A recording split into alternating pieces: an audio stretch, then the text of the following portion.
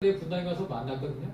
특별히 택시 타면서 그 사람들을 이렇게 만났는데 대부분의 사람이 이 장소를 평생 처음 와보는 사람이 대부분이더라고요. 그래서 이 판교 한석교는 수많은 우리 재림교회 가운데서도 얼마나 또 작은 교회입니까? 이렇게 작은 존재임에도 불구하고 천지를 지으신 하나님께서 우리를 아시고 우리로 인하여 기뻐하시고 복 주시기를 원하신다면 여러분 믿으시겠습니까? 아멘. 제가 이제 작년에 태백 차람교에 있었거든요. 근데 저희 집사람이 동영상을 하나 찍었어요. 혹시 그 준비가 되어 있나요? 초롱이 안 돼 있어요? 했었는데 여기 지금 배정이 안 돼. 개념이 안 돼 있고. 네.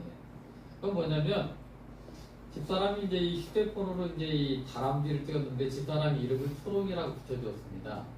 초롱이가 이제 앞으로 쫙 가는데 야 뒤돌아봐. 이게 다람쥐가 우연인지 말귀를 알아들었는지 뒤를 하게 돌아본 거예요. 그러니까 오랜 시간이 걸렸습니다. 네, 오랜 시간이 걸렸답니다. 그래서 초롱아 안녕 인사해봐 그랬더니 얘가 진짜 고개를 이렇게 숙였어요. 우연인지 말귀를 알아듣는지는 모르겠어요.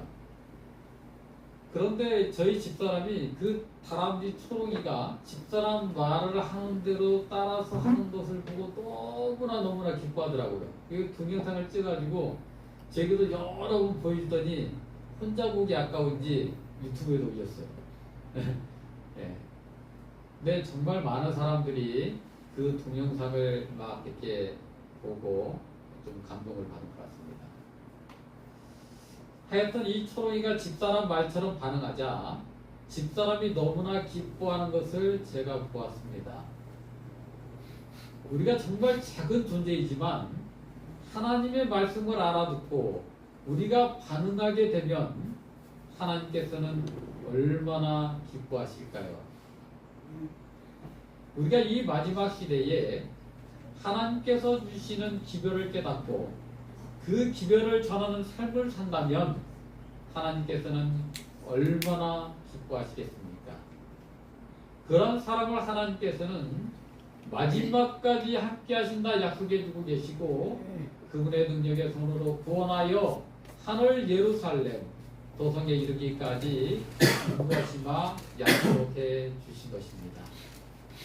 그래서 저 우주 거민보다도 더 저 하늘 천사들보다도 더 큰 자, 귀한 자 삼아주시마 약속하고 계신 것입니다. 우리 모두가 하나님께서 기뻐하시는 나무뿌리가 되시기를 간절히 소망해 봅니다. 그 나무뿌리가 되기 위하여 복 있는 사람이 되기 위하여 오늘 주시는 말씀을 통해서 우리가 어떻게 살아야 되는지를 살펴보도록 하겠습니다. 시편 1편에는 두 주인공이 등장을 하고 있어요. 의인과 악인입니다. 악인은 악인의 꾀를 쫓는 자, 죄인의 길에 서는 자, 오만한 자의 자리에 앉는 자를 말하고 있어요. 그에 비하여 의인은 시냇가에 심은 나무인데 시냇가에 옮겨 심은 나무, 이게 더 정확한 것 같아요. 왜냐하면 우리들은 다 악인이고 죄인이고 오만한 자들, 하나님을 전혀 모르고 하나님으로부터 떠나온 자들이기 때문에 그런 거예요.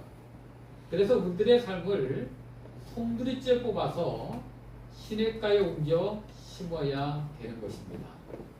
그럴 때만이 시절을 쫓아 풍성한 열매를 맺고 우리가 하는 모든 행사가 다 형통해지는 거예요.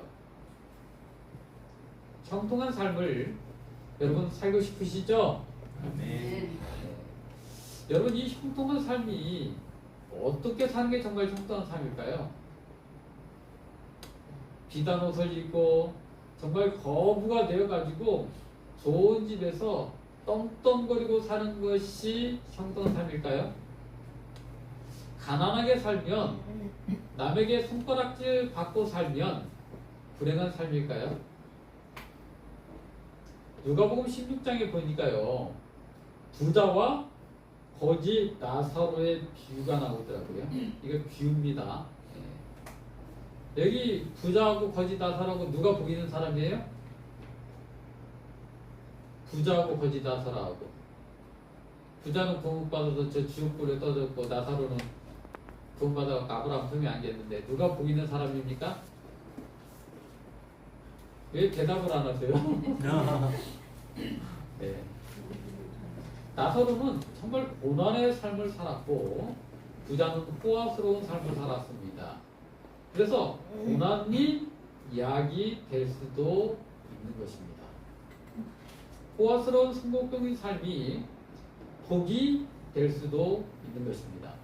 사람들이 복이라고 생각하는 그 삶이 복이 될 수도 있다는 거예요. 거지 나사로는 고난의 삶을 통하여 하늘을 소망하며 살았기 때문에 하늘에 들어가게 되었고, 부자는 이 땅의 삶이 너무나 화려했고 너무나 만족스러웠기 때문에 돼지처럼 하늘을 쳐다보지 않고 땅만 쳐다보고 살았기 때문에 불지옥에 떨어지고 만 것입니다. 우리의 삶의 태도가 중요한 거예요. 부하거나 가난하거나 가난한 심령을 가지고 하늘을 소망하면서 살아야 되는 것입니다. 그래서 여러분들이 부자로 살지 말라는 얘기 아니에요. 예. 우리 판교 하늘숲교회 모든 성도님들은 부자로도 사시고 건강하게도 사시고, 하지만 여러분들의 마음이 언제나 하늘을 바라보는, 하나님의 말씀에 순종하는, 하나님의 뜻을 이루는 그런 아름다운 생애가 되시기를 간절히 바랍니다. 그래서 이 복 있는 사람이 되는데 부가 약이 될 수도 있고 또 화가 될 수도 있는 것입니다. 복 있는 사람이 되는데 고난이 복이 될 수도 있고 화가 될 수도 있는 것입니다. 그러니까 불을 통해서 하나님의 은혜를 깨닫고 고난과 역경을 통해서도 하나님의 은혜와 하나님의 십자가를, 주님의 십자가를 깨닫고 주님께로 나가게 되면 복이고, 그러한 것들을 통해서 하나님으로부터 멀어지게 되면 화가 되는 것이죠. 로마서 3장 10절에 뭐라고 말씀하고 있어요? 의인은 없나니 하나도 없으며 그랬어요. 이 진리의 말씀에 의하면 우리 모두는 다 죄인이라는 것입니다. 그러므로 우리는 반드시 우리의 삶의 나무를 시냇가에 옮겨 심어야 되는 것입니다. 그럴 때만이 희절을 쫓아 과실을 맺을 수가 있는 거예요. 이 시편 1편은 악인과 의인을 비교하면서 설명하고 있기 때문에 의인이 맺는 열매를 우리는 맺어야 되는 것입니다. 여러분, 인류 역사상 죄가 없으신 의인은 오직 예수님밖에 없습니다. 맞습니까, 여러분? 아까 우리 이주 집사님이 그랬잖아요. 죄가 없으신 분이 죄가 되려고 하니까 겟세마네에서 그렇게 그냥 주님께서 기도를 했던 거예요. 근데 예수님께서 맺으신 열매를 우리가 반드시 맺어야 되는 것입니다. 근데 이 예수님께서 맺으신 이 열매를 맺기 위해서 우리에게 부가 화가 될 수도 있고 복이 될 수도 있고, 제가 장애를 가지고 있잖아요. 장애가 화가 될 수도 있고 복이 될 수도 있는 것입니다. 그래서 이 부하거나 가난한 것은 여기에 포함되는 것이 아니에요. 육신의 건강 상태로도 판단할 수가 없는 것입니다. 그것은 바로 성령의 열매라고 하는 것입니다. 갈라디아서 5장 22절로 23절의 말씀을 함께 읽어보도록 하겠습니다.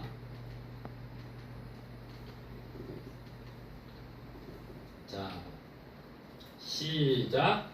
오직 성령의 열매는 사랑과 희락과 화평과 오래 참과 자비와 양선과 충성과 온유와 절제니 이와 같은 것을 금지할 법이 없느니라. 이러한 성령의 열매를 맺어가는 사람에게는 부도, 가난도, 정말 시련도, 고난도 다 복이 된다는 것입니다. 이러한 열매를 맺어가는 사람이 바로 하나님의 계명과 예수 믿음을 지키는 사람입니다. 무엇이 동기가 되었어요? 사랑이 동기가 되었어요. 이 나무무리의 특징이 뭐예요? 이제 요한계시록 10장 17절에는 예수의 증거로 되어 있는데 14장 12절에는 예수 믿음으로 되어 있잖아요. 하나님의 계명과 예수 믿음을 지키는 자입니다. 그렇죠?